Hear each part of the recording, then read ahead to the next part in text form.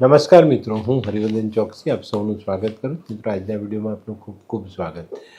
મિત્રો, દર શનિવારે આપણે જ્યોતિષ શીખો આ બાબત પર વિડીયો જોઈએ છે. તો આજે આપણે જોઈએ કે ભાઈ મિથુન લગ્નવાળાનું વ્યક્તિત્વ કેવું હોય અને મિથુન લગ્નની કુંડળીમાં પહેલા સ્થાનમાં સૂર્ય હોય તો એની અસર શું હોય. મિથુન લગ્નમાં જન્મેલો બાળક માનવી આવો જાતક ઘઉંવર્ણ હોય, સુંદર વાળ હોય આના અને ગોળ ચહેરો હોય, મધ્યમ આયુષ્યવાન, સ્ત્રીઓમાં આસક્તિ ધરાવનારો, વિષયી, વિલાસી, ફરવાનો વધુ શોખીન હોય. આવો વ્યક્તિ મીઠું બોલનાર હોય, સુખી હોય, હોશિયાર હોય, ધનવાન હોય, દાનવીર પણ હોય અને સમૃદ્ધ જીવન જીવનારો સાબિત થાય. આવા વ્યક્તિની ઉન્નતિ 32 થી 35 વર્ષમાં થાય. બાળપણ અને વૃદ્ધાવસ્થા એ સુખમાં વીતે. જુવાનીમાં કદાચ થોડી ઘણી મહેનત એને કરવી પડે. આયુષ્યનો મધ્ય ભાગ છે ને એ થોડો દુઃખમાં વીતી શકે છે, પણ વૃદ્ધાવસ્થા સારી. આવા વ્યક્તિના ઘણી વખત રાજદ્વારી સંબંધો વધુ હોય, પણ દુઃખ પણ એને આવા સંબંધોથી જ પડતું હોય છે. તો મિથુન લગ્નવાળાએ આ બધી બાબતોમાં ખાસ ધ્યાન રાખવું જોઈએ. તો મિત્રો, હવે જોઈએ આપણે મિથુન લગ્નની કુંડળીમાં પહેલા સ્થાનમાં સૂર્ય હોય તો પહેલા સ્થાનનો સ્થિત સૂર્ય મિથુન રાશિમાં, તો એ મિત્રની રાશિમાં આવ્યું. આથી જાતક તેજસ્વી હોય, ચપળ હોય, ગરમ સ્વભાવનો અને સાહસિક સ્વભાવનો હોય. ભાઈ બહેન તરફ આવો વ્યક્તિ વધુ લાગણી ધરાવતો હોય. સૂર્યની 7મી મિત્ર દ્રષ્ટિ 7મા સ્થાન પર પડે એટલે આવો જાતક છે ને નીડર હોય ને નીડરતાને કારણે વ્યવસાયમાં સારી સફળતા પ્રાપ્ત કરે. ધનવાન પણ બની શકે. સ્ત્રી અને પ્રેમની બાબતમાં એને સારું પરિણામ મળે. પ્રેમની બાબતમાં આવા વ્યક્તિના પાસા સીધા જ પડે. જાતક મધુર અને સારું લગ્ન જીવન માણી શકે. એકંદરે જોઈએ ને તો મિથુન લગ્નવાળા સારું જીવન જીવે, સમાજમાં માન સન્માન મેળવે. તો મિત્રો, હવે જોઈએ આપણે મિથુન લગ્નની કુંડળીમાં સૂર્ય બીજા સ્થાનમાં હોય. કર્કનો સૂર્ય મિત્ર ચંદ્રની રાશિમાં આવ્યા. આથી જાતક શ્રીમંત, બુદ્ધિશાળી, મહેનતુ અને શક્તિશાળી બને. પોતાના સ્વબળે પોતાના આખા કુટુંબને શાંતિ અને સુખ સમૃદ્ધિનો અનુભવ કરાવે. પરંતુ ક્યારેક ભાઈ બહેનો વચ્ચે ખટરાક થઈ શકે. સૂર્યની 7મી શત્રુ દ્રષ્ટિ આયુષ્ય સ્થાન પર પડે ત્યારે આવા જાતકને લાંબી માંદગીનો અનુભવ થાય. લાંબી માંદગી ભોગવવી પડે ક્યારેક. આવા વ્યક્તિ પુરાતત્વ વિભાગમાં કામ કરતો હોય, એનાથી એને લાભ મળતો હોય અને આવો માણસ છે ને કુટુંબના સુખ અંગે ચિંતા કરનારો પણ સાબિત થાય. તો મિત્રો, હવે જોઈએ આપણે સૂર્ય મિથુન લગ્નમાં ત્રીજા સ્થાનમાં સૂર્ય સિંહ રાશિમાં આવ્યા, સ્વગ્રહી થયા. આથી જાતક ઉત્સાહી, પુરુષાર્થ, વધુ મહેનત કરવાવાળો અને પરાક્રમવાળો માણસ બને. ભાઈ બહેનોને જીવનમાં દરેક ક્ષેત્રમાં સહાયરૂપ બને. સમાજમાં નીડર અને શ્રીમંત આ બંને પ્રકારની ધાક જમાવી શકે છે. સૂર્યની 7મી શત્રુ દ્રષ્ટિ ભાગ્ય સ્થાન પર પડે છે. આથી જાતકે પોતાના નસીબને બનાવવામાં, ભાગ્યનું નિર્માણ કરવામાં કઠોર પરિશ્રમ કરવો પડે અને ઈશ્વર પર શ્રદ્ધા રાખીને પોતાના કાંડાના બળે આગળ વધવું પડે. હવે જોઈએ આપણે મિથુન લગ્નમાં ચોથા સ્થાનમાં સૂર્ય હોય તો ચોથા સ્થાનનો સૂર્ય કન્યાનો સૂર્ય મિત્ર બુધની રાશિમાં આવ્યા. સૂર્યનારાયણ આથી જાતકને ભાઈ બહેન અને માતા સાથે બહુ સારા સંબંધો કેળવવાનો મોકો મળે. જીવનમાં ઘર, જમીન, મિલકતનું ધારેલું સુખ પ્રાપ્ત થાય. આવો જાતક ગૌરવશાળી, શક્તિશાળી અને મોજીલા સ્વભાવનો બને.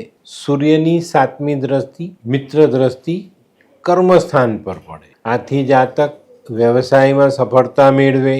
શ્રીમંત અને પ્રતિષ્ઠિત નાગરિક બનવાનો મોકો આવા વ્યક્તિને મળતો હોય છે. આવા વ્યક્તિની સફળતામાં સરકાર અને પિતા આ બેનું ઘણું મોટું યોગદાન હોવાની શક્યતાઓ બનતી દેખાય. જાતકનું જીવન સમૃદ્ધિમાં વીતતું દેખાય. તો મિત્રો, હવે જોઈએ આપણે 5મું સ્થાન. મિથુન લગ્નમાં 5મા સ્થાનમાં સૂર્યનારાયણ હોય તો તુલાનો સૂર્ય બને, શત્રુની રાશિમાં આવ્યા. આવો જાતક વધારે વિદ્યાભ્યાસ નહીં કરી શકે, સંતાન પક્ષ તરફથી પણ એને મુશ્કેલીનો સામનો કરવો પડે, એની હેરાનગતિ થાય, જીવનમાં અશક્તિ અને નિરાશાનો અનુભવ કરવો પડે. સૂર્યની 7મી ઉચ્ચ દ્રષ્ટિ મિત્ર મંગળના લાભસ્થાન પર પડે. આથી આવો જાતક પ્રપંચ કરીને કમાણીના સાધનો ઊભા કરી શકે, ધનિક બનીને સુખ મેળવે. તો મિત્રો હવે જોઈએ, મિથુન લગ્નમાં 6થા સ્થાનમાં સૂર્ય હોય તો વૃશ્ચિકનો સૂર્ય મિત્ર મંગળની રાશિમાં આવેલો કહેવાય. આવા જાતકો પોતાના પ્રભાવથી શત્રુ પક્ષ પર વિજય મેળવી શકે છે, પરાક્રમી બને, ભાઈ બહેનો સાથે નાનો મોટો કટરાક ચાલતો રહે. સૂર્યની 7મી દ્રષ્ટિ શત્રુ દ્રષ્ટિ વ્યય સ્થાન પર પડતી હોય, આથી આવા વ્યક્તિનું આવક કરતા જાવકનું પલ્લું ભારે થઈ જાય અને આને લીધે ધન માટે આવા વ્યક્તિએ કઠોર પરિશ્રમ કરવો જ પડે. આવા વ્યક્તિઓને સંબંધોમાં પણ બહુ ખાસ લાભ મળતો નથી. તો હવે જોઈએ આપણે સૂર્યનારાયણ ભગવાન 7મા સ્થાનમાં આવે તો શું પરિણામ આવે. 7મા સ્થાનનો સ્થિત સૂર્ય મિથુન લગ્નમાં ગુરુની રાશિમાં આવ્યો. આથી આવો જાતક વેપારમાં પરિશ્રમ કરે તો એને સારું પરિણામ પ્રાપ્ત થાય અને આવા વ્યક્તિ પર લક્ષ્મીની કૃપા હંમેશા ઉતરતી હોય. આવા વ્યક્તિને પ્રેમાળ સ્ત્રી મળે અને આ પ્રેમાળ સ્ત્રી ગૃહસ્થીને 16 કલાએ ખીલવી શકે. આથી જાતક અદ્વિતીય સુખ ભોગવનારો થાય. સૂર્યની 7મી મિત્ર દ્રષ્ટિ પહેલા સ્થાન પર પડે છે. આથી જાતક સૌંદર્યવાન હોય, મજબૂત બાંધાનો, નિરોગી અને આકર્ષક દેખાવવાળો વ્યક્તિ હોય છે. તો મિત્રો હવે જોઈએ આપણે મિથુન લગ્નમાં સૂર્ય 8મા સ્થાનમાં. 8મા સ્થાનનો સ્થિત સૂર્ય મકરનો સૂર્ય બને અને આ રાશિ શત્રુની રાશિ હોય.